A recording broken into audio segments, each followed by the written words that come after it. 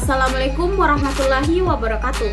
Perkenalkan, nama saya Nur Humairah, NIM 601011924 dari kelas 4A, Studio Struktur dan Konstruksi Bangunan 4. Di sini saya akan menjelaskan struktur bangunan tinggi yang saya rancang. Bangunan memiliki fungsi sebagai rental office yang bersifat pelayanan umum dan komersial, berupa kegiatan kantor, pelayanan mengenai kegiatan perusahaan, dan berbagai kegiatan lainnya, yang berlokasi di Jalan Metro Tanjung Bunga, Makassar. Tapak berada di Jalan Metro Tanjung Bunga, Kecamatan Tamalate, Kota Makassar, Sulawesi Selatan. Untuk jumlah lantai yang direncanakan yaitu 15 lantai ditambah dengan 3 basement. 15 lantai tersebut terbagi menjadi 3 lantai podium dan 12 lantai tower. Untuk grid kolom, ukuran yang digunakan yaitu 5 meter x 6 meter. Filosofi bentuk. Bentuk dasar berupa kapal layar. Perahu kapal layar merupakan sebuah perahu yang mengandalkan layar sebagai penggeraknya. Bentuk dasar berupa kapal layar. Bentuk yang saya ambil terinspirasi dari bentuk perahu dan layar kapal, di mana filosofi kapal layar yaitu kehidupan. Perahu mulai berlayar tanpa mengetahui apa-apa saja yang akan terjadi di tengah lautan. Perahu hanya akan tetap berlayar hingga ia mencapai tujuan akhir atau tujuan pemberhentiannya. Hal ini selaras dengan fungsi bangunan sebagai rental office. Diharapkan penyewa rental office dapat tetap berlayar dan melakukan pekerjaannya sampai dengan titik di mana tujuan akhir mereka. Dalam dunia kerja terdapat kehidupan yang berliku-liku dan tak tahu masalah apa saja yang menantinya di tengah jalan atau ke depannya. Bagaikan perahu yang terombang-ambing oleh ombak yang dahsyat dan angin badai, tetapi masih bertahan dan tak tenggelam. Itulah sebuah proses perahu layar untuk mencapai kepada tujuan akhir atau tujuan pemberhentiannya. Sebab proses dalam dunia kerja lebih bermakna daripada hasil yang didapatkan di akhir. Karena dengan proses inilah kita sebagai manusia dapat memetik sebuah hikmah kehidupan yang mendalam dan bermanfaat. Saya juga mengambil filosofi bentuk dari kapal pinisi yang merupakan salah satu ikon dari Sulawesi Selatan. Filosofinya yaitu yang pertama, etos kerja. Nilai ketelitian atau etos kerja tercermin dalam pemotongan kayu yang harus tepat, seperti mata kapak atau gergaji harus tepat pada arah urat kayu. Selain itu harus dilakukan oleh orang yang kuat dan memiliki perhitungan yang teliti, karena ketika pemotongan dengan gergaji harus dilakukan sekaligus tanpa boleh berhenti. Salah satu filosofi dari kapal pinisi yaitu percaya pada proses. Membuat sebuah kapal pinisi tentu membutuhkan waktu yang tidak sebentar. Pengerjaan kapal pinisi sendiri kurang lebih selesai selama 6 bulan hingga 1 tahun. Dari lamanya waktu pembuatan ini, tentu ada kalanya kita bosan atau jenuh. Namun semua kejenuhan tersebut akan terbayar nantinya. Satu hal yang dapat kita petik yaitu tetap percayalah dengan proses yang ada, karena usaha dan ketekunan tentu akan menghasilkan hasil yang maksimal.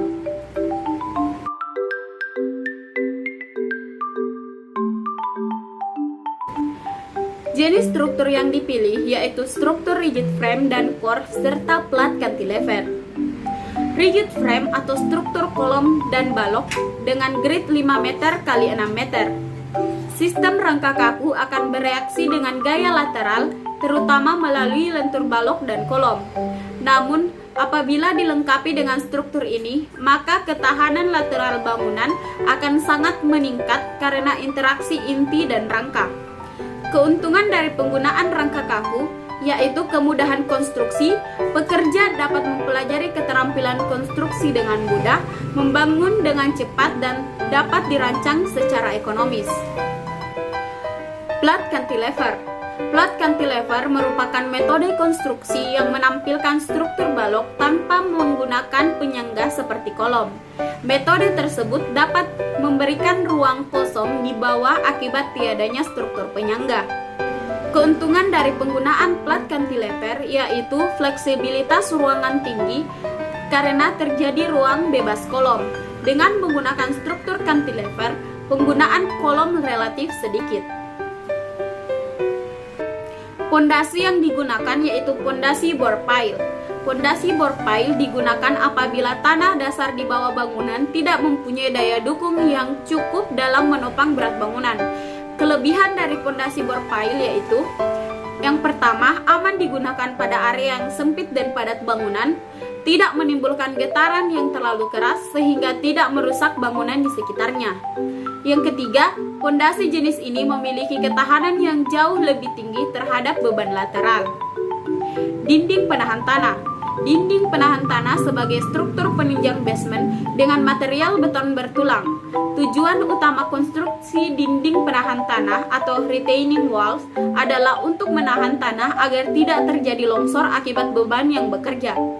Kelebihan dari dinding penahan tanah yaitu dapat menahan pergerakan tanah sehingga struktur bangunan lebih stabil dan mencegah resiko kelongsoran karena beban air hujan, berat tanah, dan gaya tekan dari atas.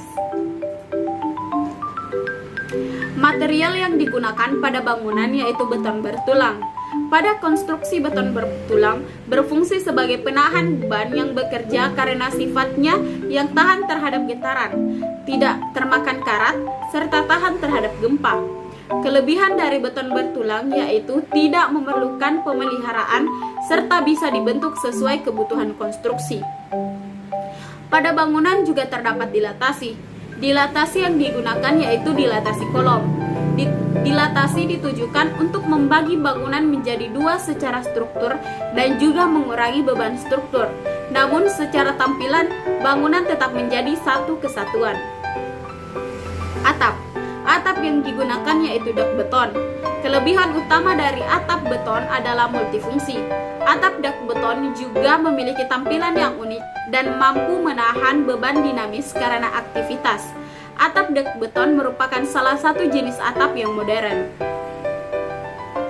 Keunikan struktur dan konstruksi fasad.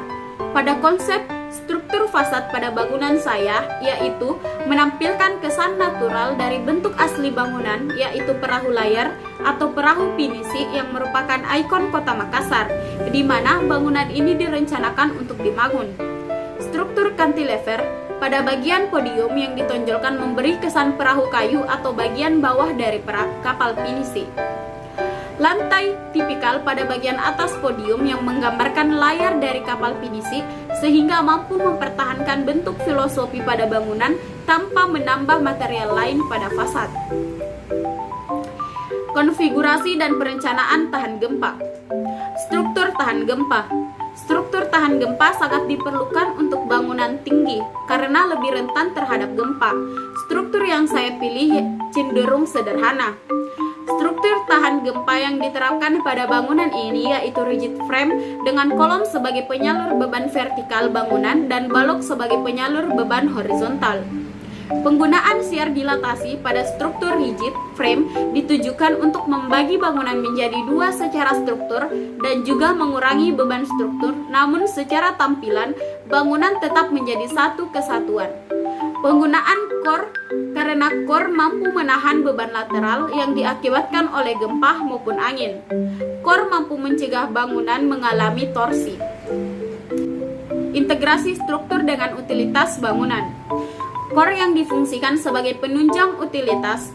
Core yang memiliki dinding yang menerus dapat digunakan sebagai transportasi vertikal. Core yang terdapat pada bangunan saya berjumlah 1 terdapat pada bagian belakang bangunan. Pada core tersebut diletakkan lift orang dan lift barang. Tahapan konstruksi. Tahapan konstruksi yang dilakukan yaitu menggunakan metode konvensional atau bottom up. Pada sistem ini, struktur basement dilaksanakan setelah seluruh pekerjaan galian telah selesai dan mencapai galian elevasi yang telah direncanakan. Plat basement paling bawah akan dicor terlebih dahulu. Secara garis besar, kegiatan-kegiatan yang dilakukan pada pelaksanaan konstruksi bottom up adalah sebagai berikut. Yang pertama, mobilisasi peralatan. Yang kedua, pelaksanaan pondasi tiang. Yang ketiga, pelaksanaan dinding penahan tanah. Yang keempat, penggalian dan pembuangan tanah melalui dewatering. Proses dewatering sendiri dapat menerapkan proses cut-off.